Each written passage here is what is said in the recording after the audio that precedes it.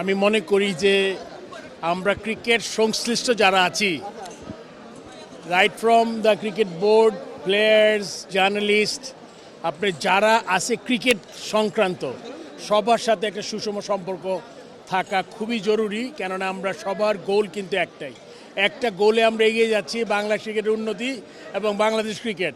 এই জন্য আমার মনে হয় আরেকটু সৌহার্দ্যপূর্ণ সম্পর্ক হলে ভালো হয়। সবসময় যে সম্পর্ক একরকম থাকবে তখন ওটা ঠিক না, বাট এটা সবসময় ইমপ্রুভ করা সম্ভব।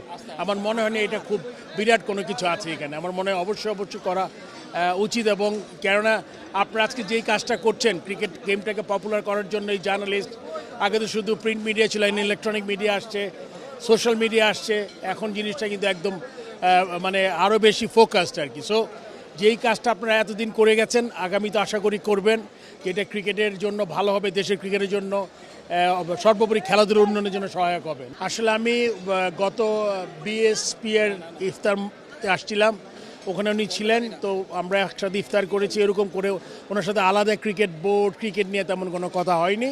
বাট আরেকটা আপনার বিভিন্ন ফেডারেশন থেকে ডেকেছিলেন, দুজন করে শুভেচ্ছা বিনিময় হয়েছে আমাদের সাথে। কিন্তু ওখানেও মনে করুন ওনার ভিশনটা উনি বলেছেন, ক্রীড়াঙ্গনে উনি কী করতে চান ওগুলা সব ক্রীড়া ফেডারেশনে শুনেছে। আমরা আমাদের কথা বলেছি, বাট আমার মনে হয় যে উনি যদি আরও স্পেসিফিকভাবে প্রত্যেকটা 4-5টা করে ফেডারেশন ডাকেন তাহলে মনে হয় আরও ইজি হবে।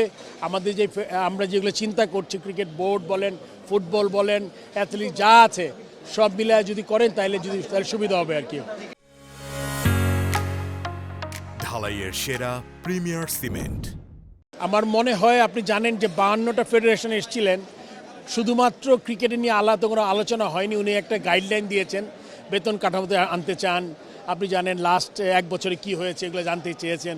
সেরকম করে আলাদা ক্রিকেট নিয়ে কোনো কথা হয়। সাকিবের ব্যাপারটা ক্রিকেট বোর্ড থেকে যা যা করার, ওনার যেই মামলার যে কাগজপত্র ওইটা জায়গা মতো দেওয়া আছে, এখন এটা গভর্নমেন্ট ডিসাইড করবে। এবং অবশ্যই ওইটা মানে আমরা আমাদের ক্রিকেট বোর্ড থেকে যেই কাজটা করা দরকার ওটা করে ফেলেছি আর কি। আমরা এখন বাকিটা থাকবে। নতুন প্রত্যাশা তো আসলে উনি তো ক্রিকেটের মন্ত্রী না, উনি সব স্পোর্টসেরই মন্ত্রী।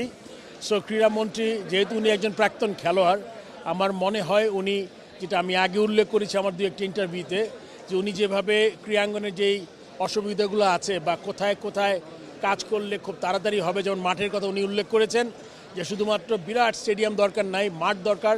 এটাও কিন্তু আমরা ক্রিকেট বোর্ডে অ্যালাইন। আমরা মনে হয় যে একটা ভালো উইকেট, একটা ড্রেসিং রুম আর একটা সুন্দর মাঠ আর কিছু প্র্যাকটিস ফ্যাসিলিটি যত তাড়াতাড়ি সম্ভব যতগুলো করা যায় ততই আমাদের আসলে প্রত্যন্ত অঞ্চল থেকে যেসব খেলোয়াড় আছে যারা তাদের ট্যালেন্টটা দেখাতে পারেনি তারা ওখান থেকে দেখাবে এবং আস্তে আস্তে এই সিস্টেমের মধ্যে ঢুকে যাবে। এক্স্যাক্টলি আলাদা না, আপনি সিচুয়েশন আগে যা ছিল তাই।